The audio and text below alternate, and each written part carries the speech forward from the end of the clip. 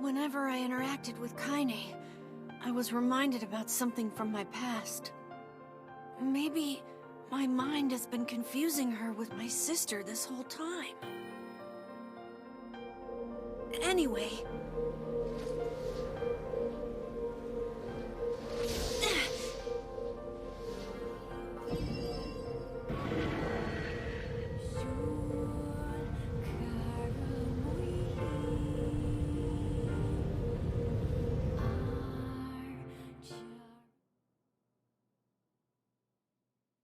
Kaine's dreams, discrimination.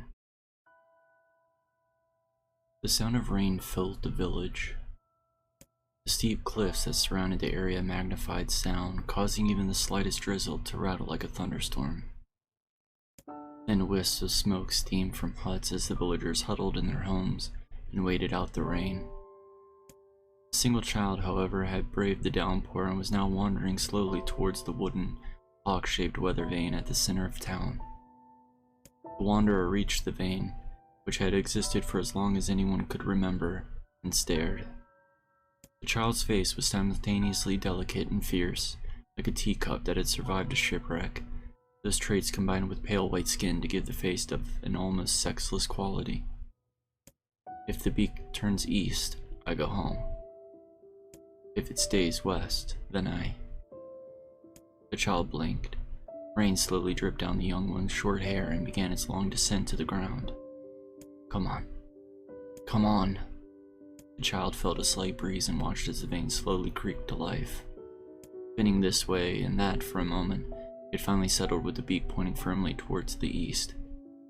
East? Really? Before the vein could move again, a jagged rock came spinning and tumbling through the air, striking home against the child's head. The force of the blow dropped the child to the ground as a hail of stone began to fall all around. Oh no, they found me. A heartbreaking smile crept across the child's face as the stones continued their assault. Through the rain, the sound of multiple footsteps grew louder before a voice rang out. Yoo-hoo, Kaine. The voice belonged to Daimo, worst of all the bullies in the area. As Kaine struggled to stand, a final stone came skittering through the mud and bounced against her foot. Blood oozed from a cut above her eye and blurred her vision, but she could make out the shapes of Daimo and his usual gang of idiots. The boy seemed taken aback for a moment by Kaine's seemingly indifference to the blood dripping from her face, but quickly regained his bravado. What's up, freak? You like the rain? You like getting all wet? Or did you finally decide to run away from home? Though she knew it was futile, Kaine turned to leave. Before she could get more than a few steps, the other children scrambled to surround her, cruelty burning in their eyes. Kaine knew that those were not the only eyes on her. The tormentor's parents watched from the safety of their homes. She was attuned to this sensation. It was one she had experienced many times before. While some villagers simply turned a blind eye to the action of their children, many encouraged it openly. In a society ruled by superstition and fear, Kaine was something to be hated, and if possible, destroyed. I didn't say you could leave, freak. Daimo's words chewed at her like a worm through an apple. He can't hurt me, she lied to herself. Be strong. Be brave. He can't hurt me. He can't hurt me. He can't hurt. Oh look, the little freak is gonna cry. What's wrong? Are you sad that everyone hates you and wants you dead? Kaine prayed for the rain to flood down and carry her away from a world that seemed to have no place for her. But if there were gods, they chose to ignore her. As Daimo crept ever closer, the clouds began to thin and the rain slowed. Even the weather hates me. I'm useless, a failure. I wish Daimo's rock had taken my head off. Kaine couldn't meet Daimo's leering gaze. She lowered her eyes and stared at the muddy ground below. The bully moved forward until he was inches away. She could smell the scent of old meat on his breath. The boy grabbed Kaine's face in thick fingers and yanked it upward. She tried to turn away, but he forced her gaze back and jammed his thumb against her eyelid to pry it open. Show me. No. Did you just say no? Daimo grinned evilly. You don't say no to me. No one says no to me. Not even taking his attention from Kane, he called out to his cohorts. Come on, guys, let's give the freak what she deserves. As soon as Daimo finished, kicks and blows began to rain down upon Kane. Daimo paused, still grinning as Kane curled into a ball and tried to make the pain stop. I don't get you, freak. What you acting like a girl for, huh? Everyone knows what you really are. Kane ignored the question, choosing instead to stare at the weather vane. It continued to point east, as if supremely confident about the future it had chosen for her. Go home? Yeah, that's a funny joke for someone with dead parents and no home to go to. Freak, chanted the children. Freak, freak, freak. Kane closed her eyes and listened to the rain, waiting for the pain to start again. As the clutching hands of the village children closed around her, she bent her mind to the sound of the rain, letting it become her world entire. The rain fell, but the pain never came. Only when the laughter of her tormentors turned to terrified cries did she dare to open a single blood-caked eye. Kane was shocked to see Daimo sprawled on the ground, holding his head and screaming in pain. She could see blood welling from the spaces between his fat, twisted fingers. Oh my god, he's crying. He's actually crying. Deprived of their leader, the other children glanced back and forth between themselves as if waiting for someone to step forward and take charge. When no savior emerged, they began to an uneasy shuffle away from Kane. But the young girl was the least of their concerns. Instead, their attention was wrapped on the ancient woman standing a few feet away. After struggling for breath for a moment, she finally spoke in a voice thick with rage. Hurts like a bitch, don't it? Now I suggest you scatter before I throw another one.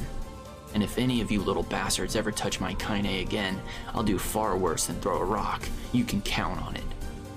The old woman crouched down and gently touched the hand Daimo was using to cover the wound. Before he could think to protest, she ground her palm into the wound and twisted back and forth. Ow, he screamed, leaping to his feet. Stop it, what are you doing? Quit whining, ain't no one ever died from a scratch. You hit me with a rock, you stupid bitch, a big one. That thing could have killed me. The old woman shrugged. Death is the best cure for stupid. Daimo's face twisted with rage at her words, locking his eyes on Kane. He took a step backwards and spat on the ground. Get out. Leave this village. No one wants you here, either of you. Seeing the old woman grab another stone, Daimo and his companions turned tail and ran.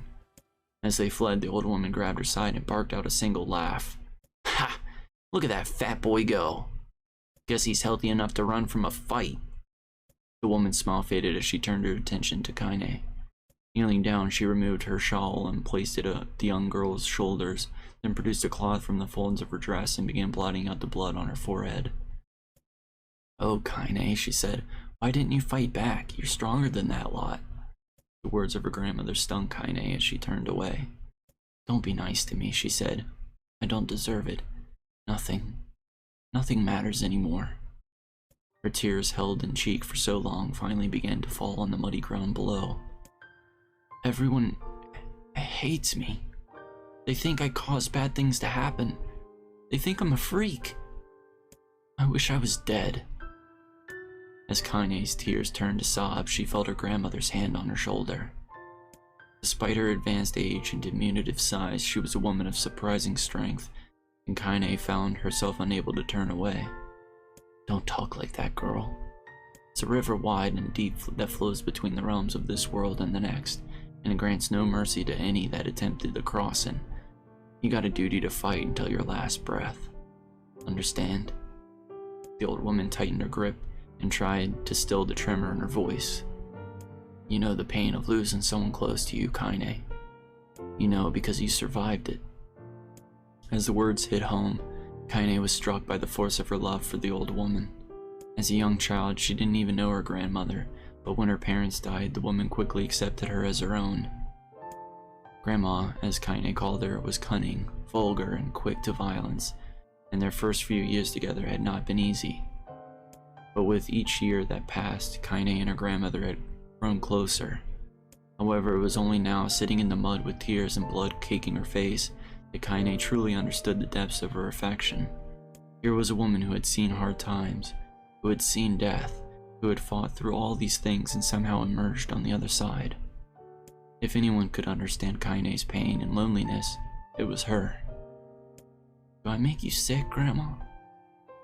Of course not. Don't be an ass. Kaine drew her grandmother's moth-eaten shawl around her body and shuddered. But my body, it's not normal. If I was normal, then Mom and Dad wouldn't. Hush, interrupted Grandma. I'll not hear another word of this nonsense. You're my granddaughter and I love you, and if folks have a problem with that, then they can just go to hell. With that, the old woman reached out and placed a wreath of dried flowers in Kaine's hair. The skill it took to bend the flowers without breaking the stems or losing a single petal was remarkable, and the beauty of it made Kaine want to cry all over again. Oh my gosh, these are lunar tears. Grandma, you made this for me? Lunar tears were legendary flowers. Most people could live their entire lives without ever seeing one, and yet her grandmother had somehow collected a dozen or more. Kaine reached up and touched the wreath as if she couldn't believe it was real. Where did you find these? Just stumbled on them while I was out doing the shopping. The old woman turned away as she spoke, leading Kaine to suspect the search had been more difficult than she was letting on. The pain she took to construct the ornament, let alone track down the flowers used in its construction, made Kaine's heart hurt. She reached up and gently adjusted the wreath, admiring the way it felt between her fingers. Didn't quite turn out right, said her grandmother as she squinted at it. These old hands have trouble with delicate work, but it sure looks good on a pretty girl like you. Kaine blushed and turned away. You think I'm pretty? Of course you are. What a fool thing to say. Thank you, Grandma. Her grandmother smiled. We're gonna be fine, you and me, she said. As long as we got each other, we'll be just fine. Kaine's grandmother took her grandmother's hand in hers, and the two of them struggled to their feet. As they began the long walk home, Kaine gripped the hand with all her might, as if trying to stop smoke from drifting away on the wind. The rain had stopped. Kaine stood beneath the weather vane, watching it spin in lazy circles, no longer caring about the direction it faced when it stopped. I don't need to escape. I have a home now. Grandma loves me, and that's enough. Even if it's us against the world. Kaine let her gaze drift up past the vane and into the cloudy sky. The last faint hints of a rainbow were slowly fading. As she turned and headed for home, the light scattered into a million particles and vanished, seemingly taken away on the breeze. Kaine's dreams, daily life. In the distance, Kaine heard the steady sounds of an axe striking wood. The noise had a purposeful quality to it, as if she was hearing a master woodman go about his work. The firewood being produced, however, was as far from a work of art as could be. Pieces of every shape and size were being flung out, a barren yard with wild abandon. Anyone trying to stack such wood would probably die of frustration before the job was through. Stupid piece of shit axe. Kaine's grandmother flailed away with the axe, filling the air with both splinters of wood and words that would make the most hardened sailor blush. Grandma, Kaine called Kaine. At you, Kaine? Yelled the old woman, taking her eyes off the wood for a moment. Don't get too close or I might take your goddamn foot off by mistake. She brought the axe down on a piece of wood, sending chips flying in every direction. One spun past Kaine's, close enough for her to hear the whistle, at which point she decided to step back. Once she scuttled to a safe distance, she cupped her hands around her mouth and shouted, Grandma, do you need help? I can get you water or lunch or a new axe or something. The axe poised to strike another wobbly blow, paused in midair. The old woman considered her granddaughter's offer for a moment, then smiled. Tell you what, since I'm doing such a piss-poor job of chopping, why don't you come here and take over so I can get the water? Shades have been restless lately, and I don't want you running into one of them bastards. Relinquishing the axe, her grandmother picked up a long pole with wooden buckets on either end. Gathering water was by far the more difficult of the two jobs, but Kaine knew better than to complain. Once Grandma's mind was set, there was no changing it. Kaine did her best to help with the chores, but Grandma took every task that required travel to the village. Though she had a long list of possible excuses, Kaine knew the real reason. She didn't want her granddaughter to be taunted and harassed by the villagers. Once Kaine moved in, Grandma had decided to take up residence at a good distance from the area. Out of sight, out of mind seemed to be the best policy when it came to the villagers and her granddaughter, and rare were the days where any but the two of them could be found on the rocky acre of land they called home. Kaine enjoyed the solitude, but harbored a secret resentment that her grandmother was forced to spend her golden years in such a place. After watching her grandmother leave, Kaine turned her attention to the task at hand. She had never chopped wood before in her life, and soon discovered why the old woman hated the chore. Swing after swing of the axe produced only a tiny crack in the wood, and she finally managed to connect with a solid stroke. The tool embedded itself in the log and refused to budge. Frustrated, Kaine swung the axe around her head and threw it log and all across the yard. Damn it. Crap. She suddenly understood the joy of her grandma felt in a good curse. Happier now, she picked up the axe, forced it from the wood, and resumed chopping.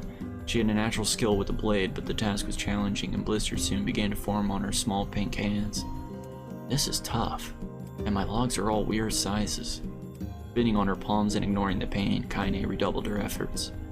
Just as she was developing a rhythm, Grandma returned from the village. Setting down her buckets with a small sigh, she took one look at the logs and coughed out a wheezing laugh. Pretty clumsy, girl. You better practice if you... Her grandmother suddenly collapsed to her knees, causing one of the buckets to wobble precariously. Eyes wide, Kaine dropped the axe and ran to her grandmother's side. Grandma! The old woman shook her head and pointed a trembling finger at the bucket. Get the bucket. Can't let it spill. Kaine steadied the bucket with a foot as she knelt by her grandmother. A small bit of water sloshed over the side and made a new home in the hem of her dress, but Kaine didn't notice. Grandma? Grandma, what's happening? Crazed with panic, she grabbed her grandmother by the shoulders and shook. After a moment, the woman lifted her arms and batted Kaine away. Stop! Stop that! Just stop! She cried, breathing heavily. It ain't like I'm dying. Just tired from the trip, is all. Kaine desperately wanted to believe her, but one look at the old woman shaking her hands and worn face told her more than the words ever could.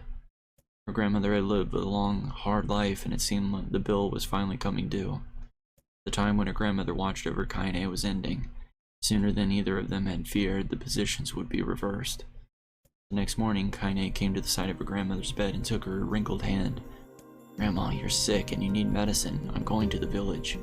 The old woman shook her head and tried to rise, but Kaine gently pushed her down. It's all right, she said. I'll be fine. Her grandmother fixed her with a gaze that could melt steel. After what seemed an eternity, she finally lowered her eyes and sighed. Well, I don't like it, goddammit. But I guess I should quit being so stubborn and let you grow up. The old woman watched as Kaine strapped on her boots and made her way down the road to the village. Hours later, an uneasy sun made its way across the dark and rainy sky. She was still watching. Kaine moved at a brisk pace, checked her pockets every few minutes to make sure the money her grandmother gave her was still there. Every noise caused her to spin on her heels, making sure she wasn't being stalked by a shade, or worse, Daimo and his gang. But she encountered neither tormentors nor shades, and Kaine finally found herself at the entrance to the village.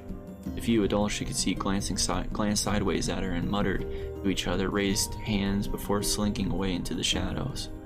Her heart racing, Kaine took a series of rapid, shallow breaths and tried to calm herself.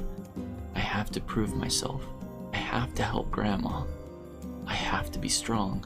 She chanted those words to herself over and over as she slowly made her way. Finally, her eyes settled on a rotund older woman who was angrily waving her arms in the air and telling everyone who would listen exactly what she thought of Kaine's presence. Hey lady, she said with a bravado she did not feel, where's the apothecary? The woman's flabby cheeks shook in bewildered anger. How dare this thing speak to me? They seemed to say, but Kaine saw that her eyes held a different emotion. Fear. Yeah, we're both scared, lady. Trust me on this one. Which way? Kaine repeated. Kaine. The woman pointed at a small building on her right before hitching up her dress and stumbling off in the other direction. Kaine cringed, expecting a stone to come flying from the assembled crowd, but none came. Her mind was filled with a strange sense of pride as she made her way to the apothecary, but the new emotion had a little time to take root, for as soon as she opened the door, she noticed a familiar customer at the counter. It was Daimyo. He clearly had been sent here on some kind of family errand, because his gang of followers was nowhere to be found. "Oh my god," he sputtered. What are you doing here, freak?" The insult was delivered without force, and Kaine happily ignored it. Stretching on tippy toes to see over the counter, she asked the shopkeeper for medication. "Ha!" barked Daimyo. "That old bitch finally keel over? Go to hell, Daimyo." The boy's eyes grew wide, so wide that they readily fall out of his head, but before he could let fly some comeback, or worse, a punch, the apothecary told them to knock it off before he kicked them out of the store. Daimyo slunk out of the shop, cursing Kaine under his breath. Once he was gone, she allowed herself to breathe once more, taking in a brief tour of the shop while the owner prepared her medication. Countless tiny bottles filled a cramped store, each with a label written in some indecipherable language. An ocean of aromas assaulted her nose, creating a scent that was exotic, but not altogether unpleasant. Seeing such a variety of supplies gave Kaine a sense of peace. Surely in a world so vast, there would be a place that she could call home. On the far wall, behind the counter, rested a portrait of a stunning young girl. The picture had once contained a bright, vibrant colors, but time had worked its cruel magic, and they were beginning to fade. The beauty of the work, however, remained undiminished. "You like that picture?" Kaine turned to find the apothecary with a small vial of medicine in his hand. His eyes were gentle but sad. They seemed to stare through her and into nothing as he spoke. "That's my daughter. I sketched it when she was just a little girl. She's been dead for a long time now." Kaine didn't know how to respond. She just stared at the portrait and tried to come up with the right words. "Pictures are wonderful things," continued the shopkeeper. "They let the ones closest to you live on forever." He shook his head slightly, then looked down at Kaine and smiled. Handing her the medicine, he reached into a sizable green apron and produced a handful of old wax crowns. "You should have these. There's no one left that I wish to draw." Kaine took an instinctive step back, causing the shopkeeper's face to darken. "Yes, I've heard the rumors about you," he said. "It's a small village and the word travels fast. Between you and me, I'm not sure which of them to believe, but I also don't think they matter much. I know your grandmother, Callie, and I think the way she was driven out of this town was just deplorable." "Grandma's name is Callie?" thought Kaine suddenly. She was still mulling this new fact over in her mind as she reached out and gently took the crowns from the apothecary's hands.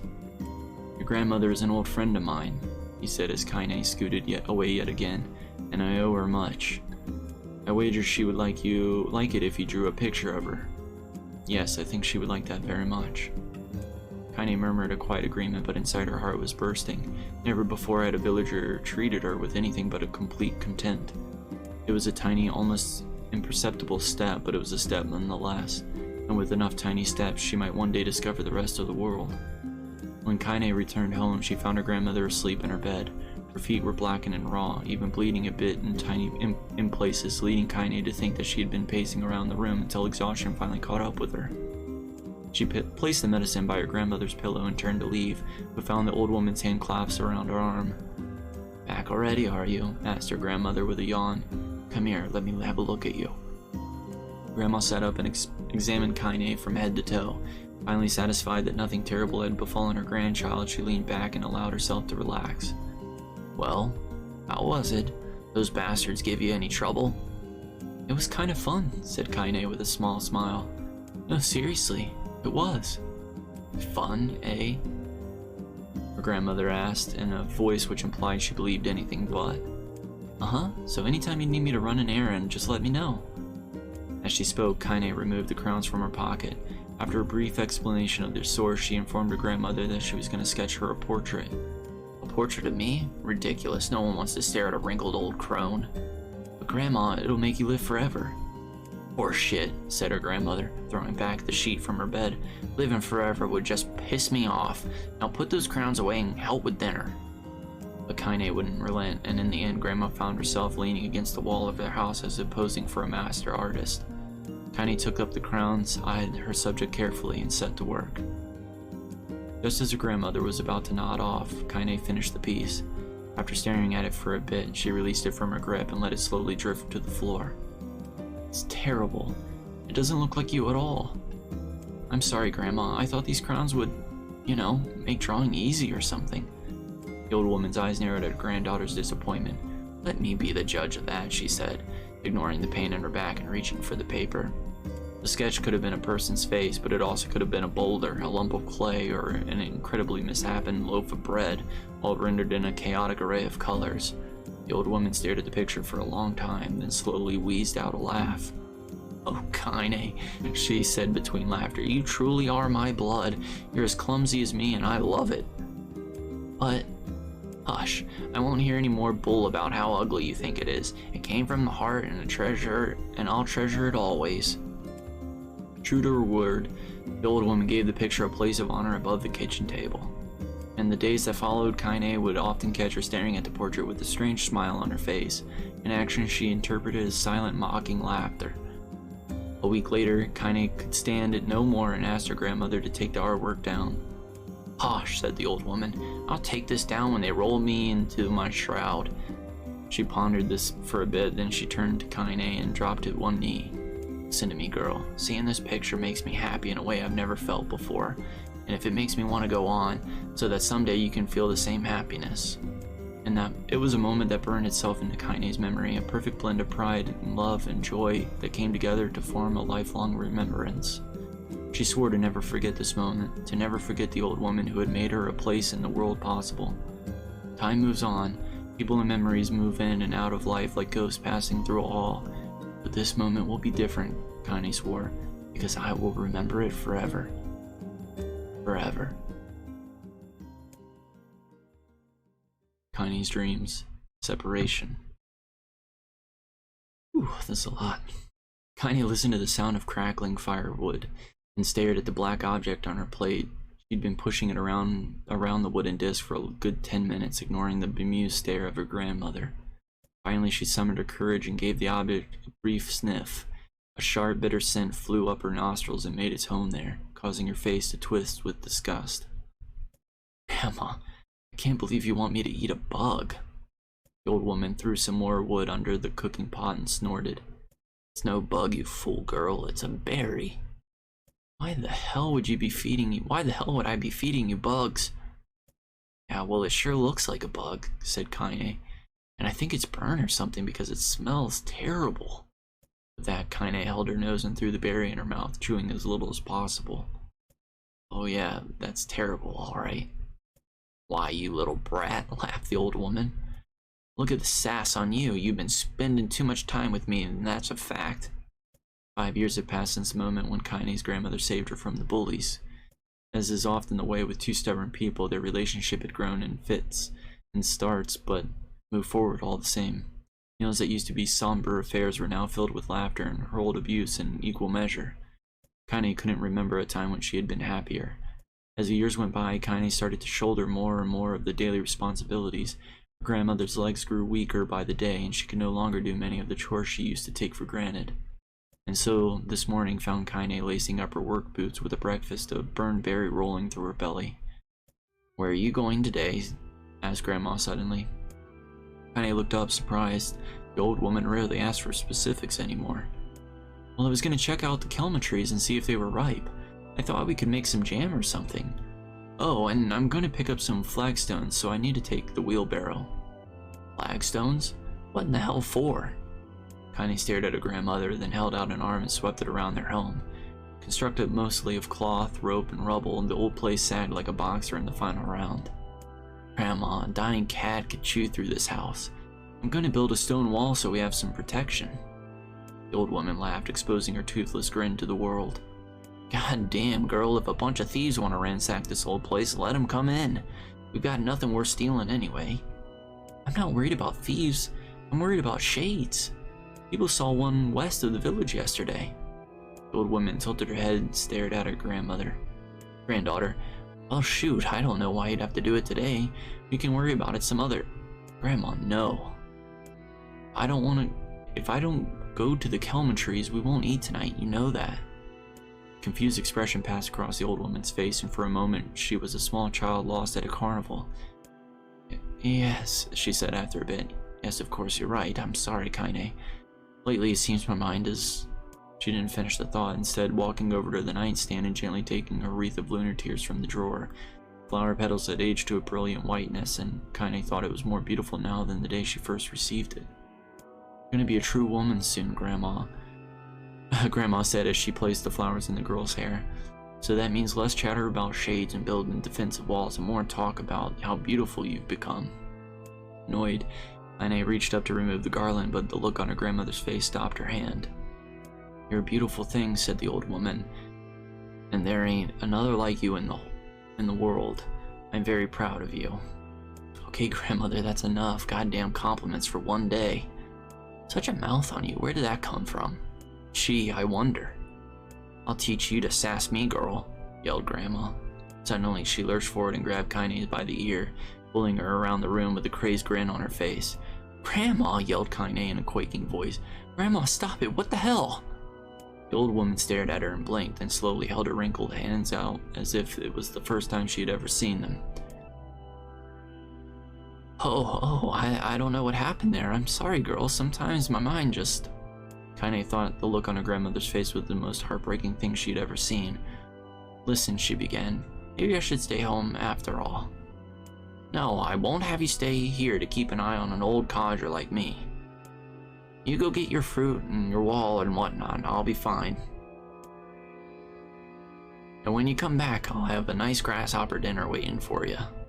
Kaine rolled her eyes and kissed her grandmother on the forehead and made ready to depart, trying desperately to ignore the worry that was gnawing at the walls of her heart. Grandma, stop talking. I wish I could stop talking. Kaine could feel the old woman's eyes watching her as she moved down the path. Don't turn around, she told herself, but in the end, temptation was too great. She spun on her heel for one final look and saw a small, bent woman standing in front of a ramshackle hut with a sad expression on her face. God, she looks so old now. It's like the wind could reach down and just carry her away. Kaine worried about her grandmother all day, causing her work to suffer. What little fruit she could collect was tossed carelessly into the wheelbarrow, and she could only found a couple of stones before losing interest in the project. Finally, as dusk approached, she decided to call it a day. Cursing herself in the lack of focus, Kaine pushed the nearly empty wheelbarrow back down the path. As she crested the final hill, she suddenly froze in place. The wheelbarrow fell from her fingers and collapsed on its side, sending a few pieces of wrinkled brown fruit rolling down the hill. Her gaze was transfixed by a thick black cloud that hovered just ahead. Tracing its paths with her fingers, Kaine suddenly felt her stomach knot in on itself. No. Oh gods, no. Her grandmother's house was ablaze, the flames licking up as if trying to touch the sky itself. Grandma? Grandma! Kaine ran then faster than she has ever moved in her life. Once she tripped on a stone and went sprawling into a rocky ground, but she leapt to her feet and continued running, unmindful of the blood that spilled from her wounded hands and knees. As she got closer and closer, Kaine's mind began to race in time with her footfalls. It's too dark, not just fire. Can't be fire, too much smoke. Gotta save her.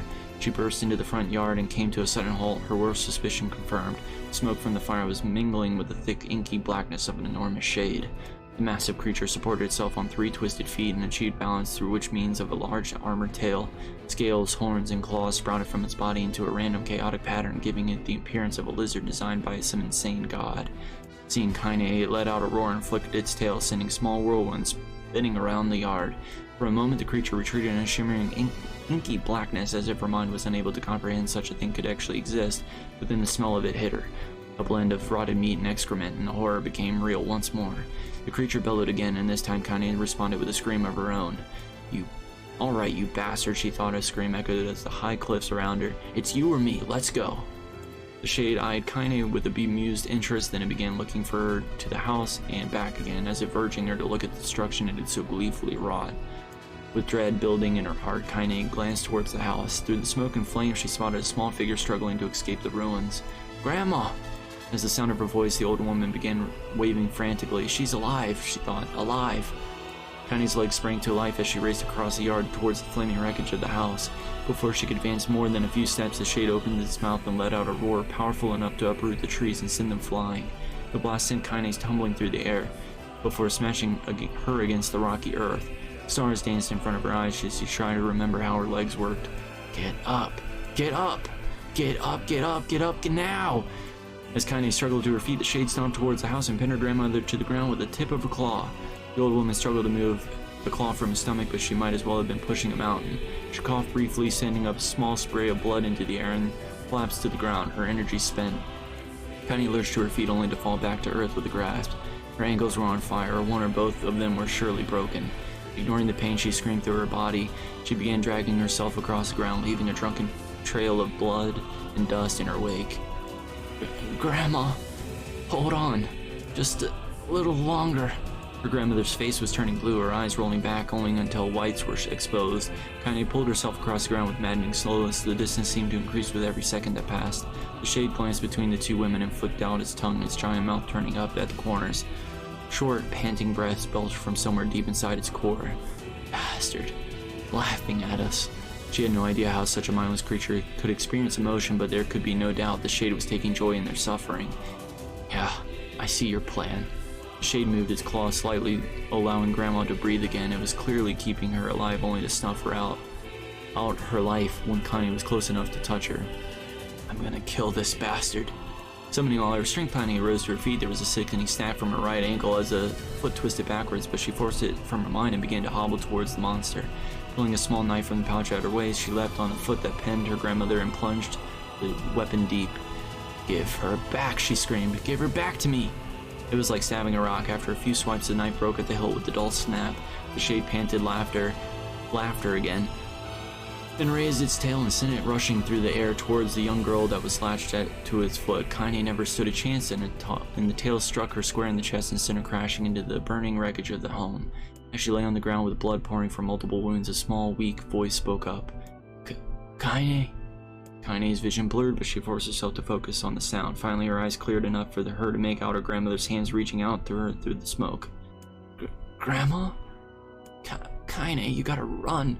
You can't pass this one. Kaine grabbed the hands and held on with all her strength. Grandma, come on, we have to go. The old woman coughed loudly. One of her hands, slick with blood, slipped from Kaine's grasp and thumped to the ground below. Grandma, no. No! I said run, goddammit, you have to live. You have to get through. The thought would stay forever finished before she could say another word. The shade's claw at her foot descended, smashing through the remains of the roof and down upon the shattered figure of the old woman. Blood oozed from the gaps in the creature's toes as the terrible putrid smell assaulted Kaine's nose, and once again, she stared at the foot, dumbfounded, convinced that what she was seeing could not possibly be real. When the creature finally lifted its appendage, all that remained underneath was a twisted, unrecognizable mass of rubble and red. Her grandmother was gone. Kaine blinked, trying to feel the hands that which had been hers just a moment before. For a fleeting instant, she could remember the warmth of that embrace, the trembling of fingers, but then the sensation drifted away on the breeze and was gone. Memories flashed through Kaine's mind, one after another, faster and faster, until they became a meaningless jangle of noise. Kaine screamed, then, a thunderous sound that echoed off the cliffs and seemed to roll away forever. The shade eased forward, black ichor pouring from its mouth and dissolving into smoke on the ground below. The earth shook with every step as it crept towards its prey. Kaine's body slowly rose as if controlled by a mad puppet master. Her arms and legs were bent at impossible angles. Her head lolled dangerously to the side, yet somehow she managed to stand. Staring at the shade, her eyes began to glow with a deep red fire. The creature, so confident just moments before, took a slow, hesitant step backward, trying to discern if its broken human could possibly pose a threat. Kaine seized the moment, laughing like a madwoman. She leapt into the air and plunged the shattered hilt of her knife deep into the leg of the shade. The shade shook Kaine off like a fly, sending her crashing to the earth once again. Her chest rose and fell slowly as the great weight were resting upon it. Moist sounds of pain echoed through her mind. Something warm and thick oozed from her ears. Is that blood? Think it is. Think I'm bleeding to death. No. Can't die. Grandma told me to live. Deep inside Kaine's mind, something finally broke. The sound, the pain, the smoke, the flames, all of it faded away until all that remained was a single incantation repeated over and over again. Kill it. Kill it. Kill it. Kill it. Kill it, kill it, kill it, kill it. Kill it, kill it, kill it, kill it, kill it, kill it, kill it, kill it, kill it, kill it, kill it, kill it, kill it, kill it, kill it now. As the spark that was Kanye slowly began to flicker and die, she felt her desire to kill and her desire to live blend into one. The distance between her heartbeats grew longer and longer and longer. Oh, finally.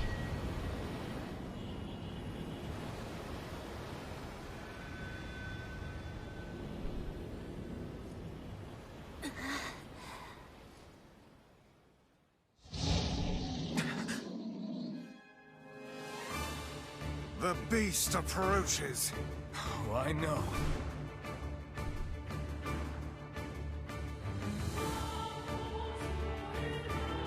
Ooh, man. That was a good, like, 30 minutes of reading.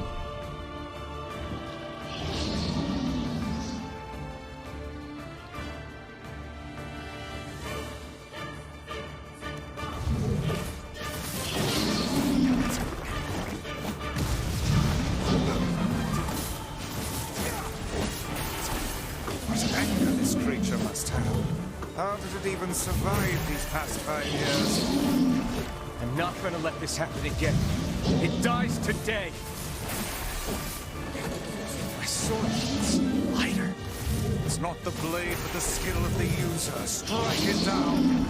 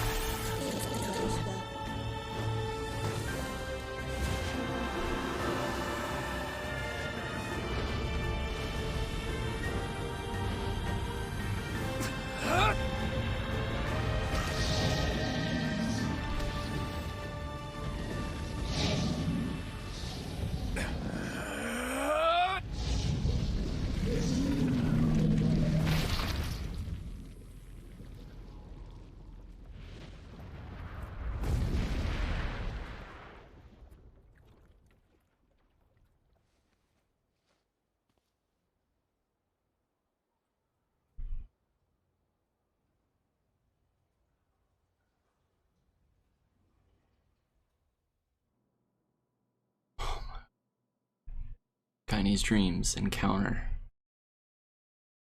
Gently, weakly, softly, the shade, sure that its tormentor was dead, turned and stomped off towards the horizon, stopping along the way to bellow one final roar. Couldn't kill it. Slammed beyond imagining, shamed beyond imagining, Kaine tried to turn her head to the side, but only succeeded in coughing up a huge gout of blood.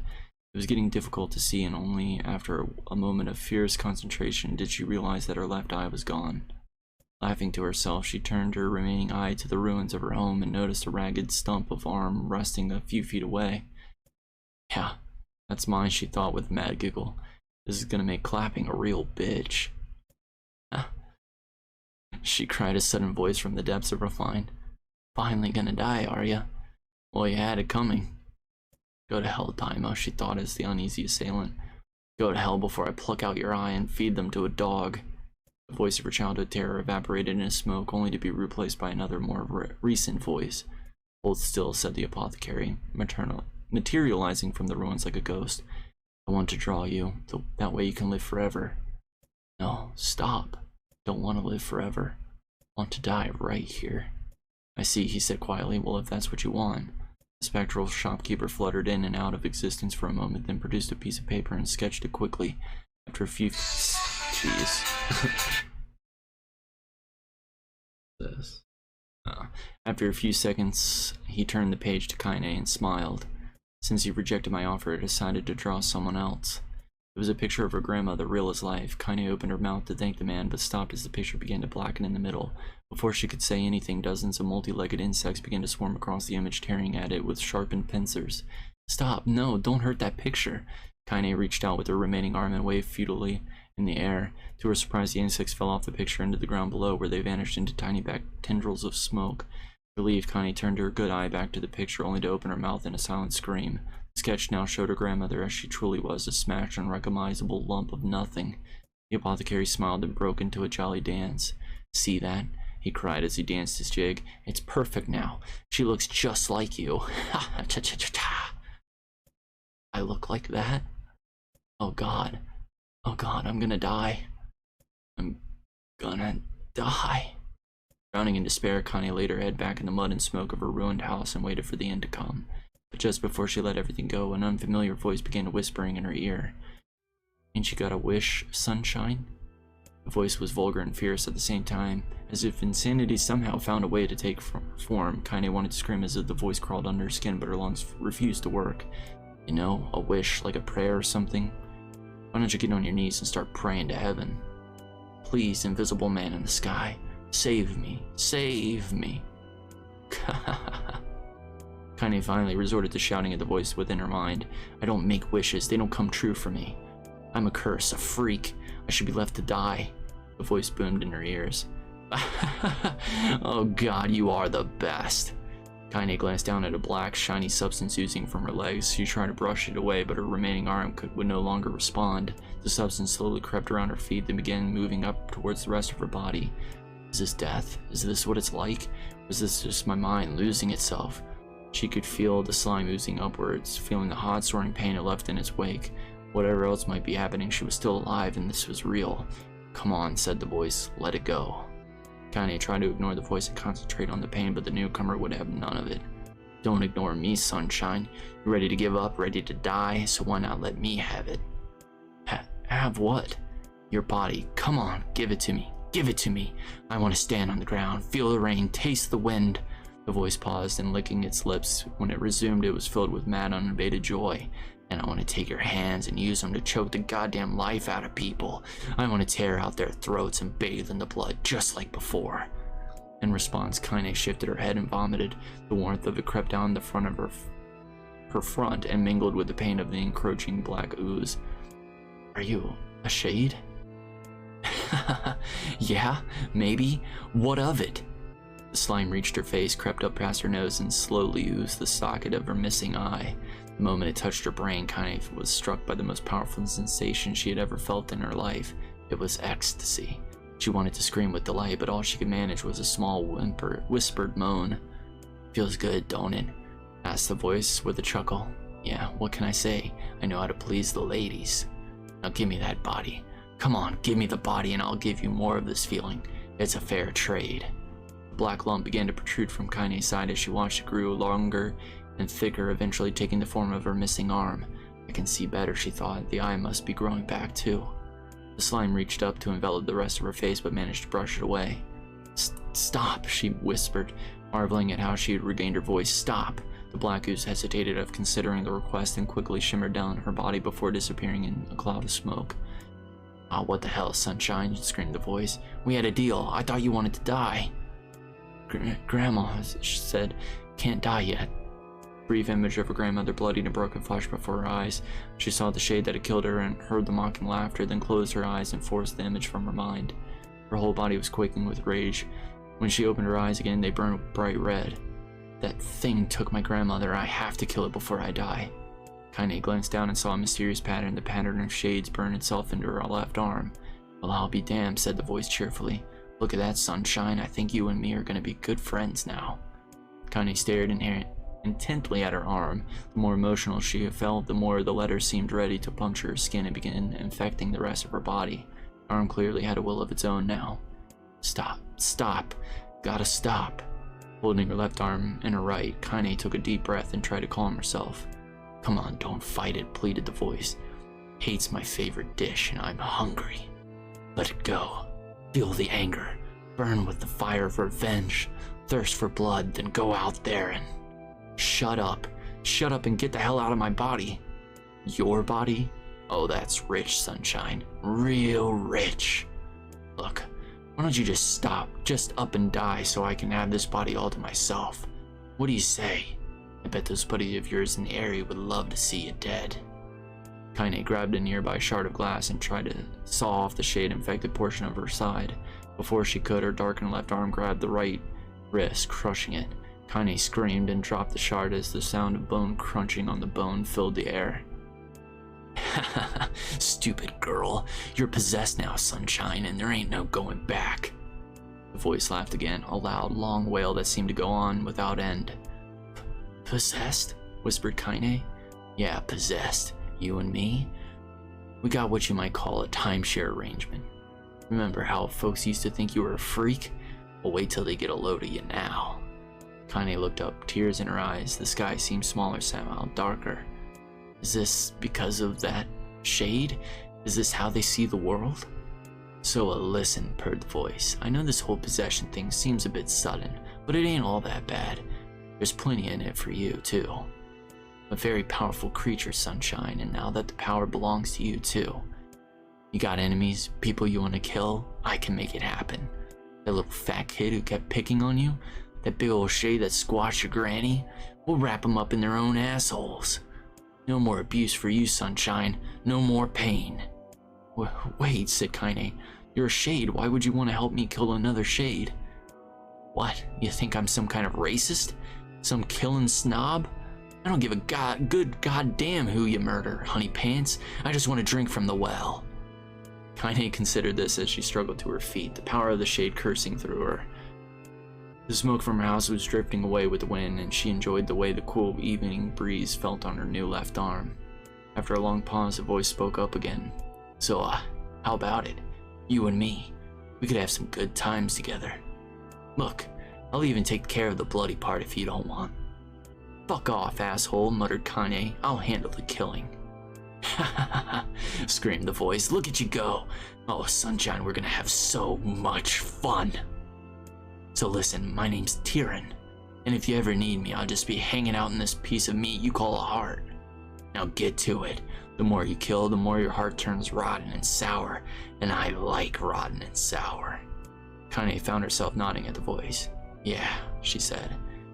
Yeah, I think this can work. I'm gonna find that shade, and I'm gonna strangle it with its own guts. And when I'm done, I'm gonna do the same to you, Tyrion. Count on it. Ha! Laughed Tyrion. I've shit bigger than you, so good luck with that. Oh, and hey, one more thing. Right now, you and me are sharing this body, but if you ever run out of hate, if you ever, go soft, then I'm gonna take over everything. So keep on killing, Sunshine, and watch your back. The voice grew fainter and gradually faded away, fading into somewhere deep inside Kaine herself. Kaine waited until she was sure the voice was gone, and then waved her new left arm around a few times. Feels perfectly normal, she thought. Feels like fine. Desperately, she began poking and prodding the new limb, determined to find something wrong with it. She didn't want it to feel normal. That would mean the creature inside her had already won. I'm not a shade. I'm Kaine. Repeating this mantra in her mind, she slowly began digging through the rumble of her house, beginning carefully to ignore a certain red-stained spot in the corner. Finally, after what seemed like a long eternity of heartbreaking work, she found what she was looking for. It was a wreath of lunar tears. Though it had been through hell and back, Garland's petals were as bright as ever. Kaine started to place it in her hair, and softly lowered the wreath and stared at it. I'm sorry, Grandma. I'm so sorry. But I don't deserve to wear this anymore. I'm possessed, corrupted, a freak. And this time, I don't think there's any going back. Holding the flowers to her heart, Kaine fell to the ground and sobbed. As night gradually lightened to dawn, and the people of the area rose to their daily lives, she remained in that position, as if tears could somehow wash away the horror that now infected her world. Alive! Stay alive! Stay alive! Grandma. Kaine, you gotta live! You gotta come back to us!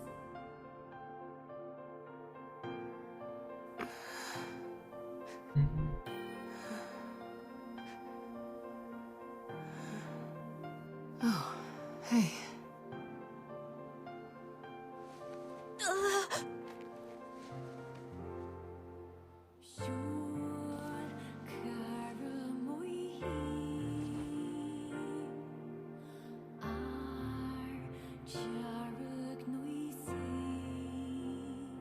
Emil, you were the one calling me, weren't you?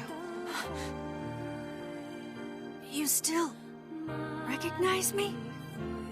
Of course. I knew you right away. Thank you, Kaine. Welcome back, Kaine. Wow, you grew up. So, how long has it been? 5 years.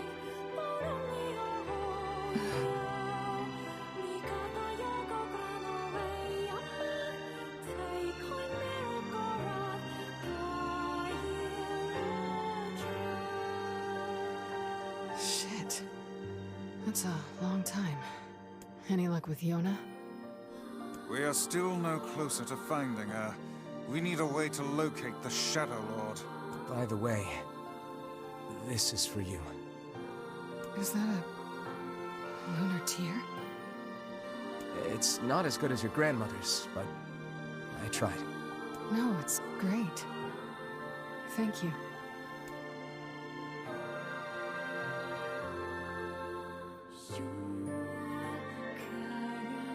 Kaine waking from her long, petrified sleep.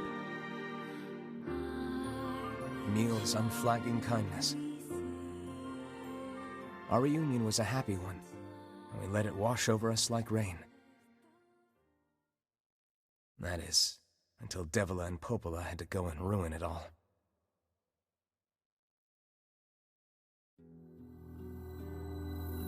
Are you kidding me? You can't be serious! Please, try to understand. People are tired and scared, and... I'm sorry. I'm sorry you have to bear the brunt of that. This is crap, and you know it! It's okay. We can sleep outside. No one's sleeping outside. You and Kaine saved this village, and now they want to run you out? People are afraid of us. And really, I understand. I mean, look at me. As long as you're still with us, I can deal with it. Right, Kaine? I'm used to sleeping outside. But... We'll see you later. Sorry about this.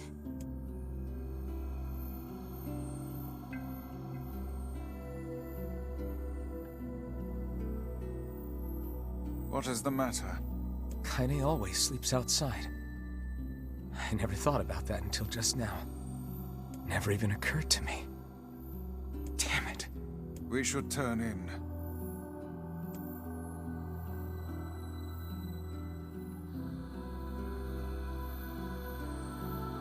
I didn't get much sleep that night. For the first time in my life, I hated Devila.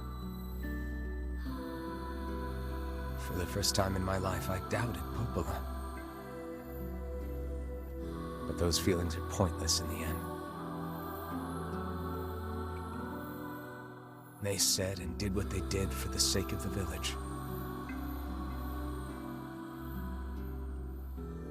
To protect it from the horror of the Shades.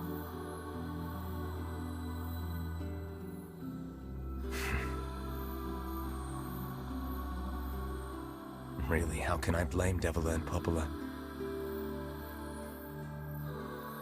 In the end, I'm just as bad. Because I never once stopped to think about Kaine and Emil's situation myself.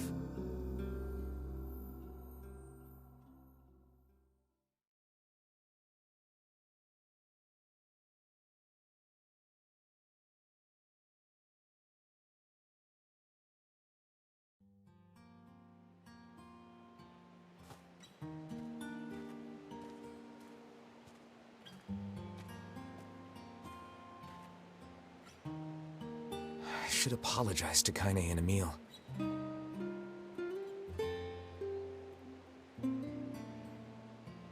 But what good would that even do? I got a fire going, Kaine. Wait, is that... Campfires are... I'm so happy to get to talk to you again, Kaine. Yeah, me too. I tried everything I could think of to save you, you know. I polished you with a special cloth.